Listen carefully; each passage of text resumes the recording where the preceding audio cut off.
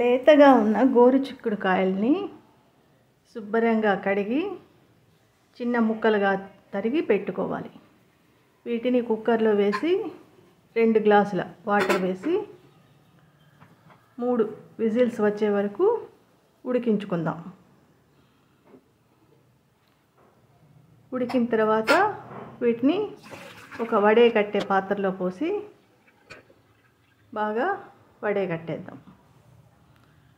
ఇప్పుడు బాణలిలో 2 స్పూన్ల ఆయిల్ వేసి ఆవాలు, జీలకర్ర, శనగబెడలు తిరగమాత వేసి అందులో ఒక ఉల్లిపాయని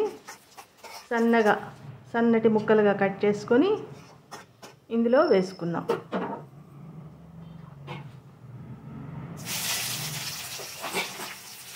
కొంచెం కరివేపాకు వేసుకొని కొంచెం సగం స్పూను సాల్ట్, సగం స్పూన్ పసుపు వేసి బాగా ముక్కల్ని దోరగా వేయించుకుందాం. సన్నటి చెక్క పైన దోరగా వేయించుకుందాం. ముక్కలు బాగా వేగాక ఇందులో మనం వడేకట్టి పెట్టుకున్న గోరుచిక్కుళ్ళు వేసేసి బాగా మొత్తం కూరను కలియపెడదాం.